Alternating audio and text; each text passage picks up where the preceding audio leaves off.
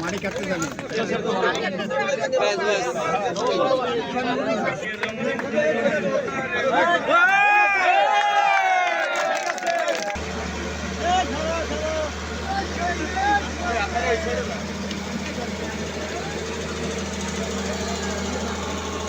নির্বাচনী যে অঙ্গীকার ছিল বর্তমান যে সরকার গঠন করার আগে আমরা যখন নির্বাচন করেছি তখন কিন্তু আমাদের 7-8টা সেক্টরে আমরা কিন্তু গুরুত্ব দিয়েছিলাম। তার ভিতর অন্যতম ছিল খাল খনন কর্মসূচি, এবং আমরা বলেছি যে আমরা 20,000 কিলোমিটার খাল খনন করব।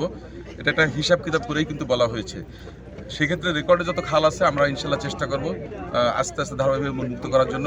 কারণ এখানে যেহেতু অনেকেই বিভিন্নভাবে একটা অকুপাইড করে রাখছে, আমরা একটা একটা করে আমরা এটাকে চেষ্টা করব এটাকে উন্মুক্ত করার জন্য।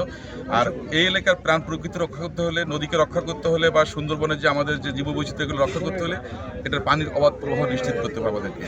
আর আজকের যে প্রকল্পটা এখানে হাতে নেওয়া হলো এটা কিন্তু একটা অত্যন্ত যুগোপযোগী প্রকল্প, কারণ এর মধ্যে দিয়ে এখানকার মানুষ সুপেয় পানি পাবে এবং মিষ্টি পানির প্রবাহ নিশ্চিত হলে এখানকার মানুষ কিন্তু বিভিন্ন ধরনের শাকসবজি বা অন্য ধরনের বিকল্প যে কর্মসংস্থান সেগুলো সুযোগ পাবে। আমি মনে করি যে যারা নবপল্লব যারা কাজ করছে বা এখানকার যা CNRS বা এখানকার ব্রিটিশ গভর্নমেন্টের যে অনুদান সব কিছু মিলে আমি মনে করি এই জনপদের মানুষের প্রতি তাদের একটা বড় কমিটমেন্ট, এবং আমরা আশা করব যে তাদের এই কমিটমেন্ট প্রতি আমরা শ্রদ্ধা দেখি আমরা সবাই সহযোগিতা করব এবং ধারাবাহিকভাবে আমাদের খালগুলোকে আমরা উন্মুক্ত করব যাতে এই জনপদের প্রাণ প্রকৃতিকে আমরা রক্ষা করতে পারি। কোনো ব্যক্তি মানুষ কিন্তু রাষ্ট্রশক্তি থেকে বড় না। রাষ্ট্র যদি সিদ্ধান্ত নেয় যে তার রেকর্ডকৃত খালগুলো পুনরুদ্ধার করবে, এখানে কোনো শক্তি কেউ এটাকে ঠেকে রাখতে পারবে না বলে আমি বিশ্বাস করি।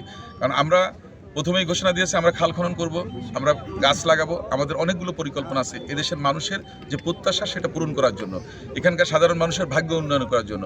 সুতরাং কিছু দুর্বৃত্তায়ন সব জায়গায় সব সমাজে ছিল, থাকবে, কিন্তু আমরা চাইবো যে ওগুলোকে আমরা অতিক্রম করে আমাদের এই যে প্রকল্পগুলো এগুলোকে বাস্তবায়ন করার জন্য, এবং যে কোনো মূল্যে আমরা খালকে পুনরুদ্ধার করব এবং আমাদের প্রাণ প্রকৃতিকে আমরা রক্ষা করব। এখানকার যে রেকর্ডযুক্ত খালগুলো আছে সেগুলোর তথ্যপত্র নিয়ে আমরা পানি সম্পদ মন্ত্রণালয়ে দিয়ে দ্রুত আমরা এটাকে যাতে বাস্তবায়ন করা যায় সেটার জন্য আমরা কাজ করবো। তো রাঘব বোয়াল বলে কিছু নাই, এই জনপদেরই মানুষ। সুতরাং আমরা যদি উদ্যোগ নিই, তখন সরকারের যদি আন্তরিকতা থাকে, সরকারের যদি সঠিক পদক্ষেপ থাকে, তাহলে আমি মনে করি সবাই তার অবস্থান থেকে সরে আসবে এবং সহজেই আমরা খালগুলোকে অবমুক্ত করতে পারবো এবং খালগুলোকে নিয়ে আমরা খনন করা বা খালের যে প্রাকৃতিক যে প্রবাহ সেটা আমরা নিশ্চিত করতে পারবো।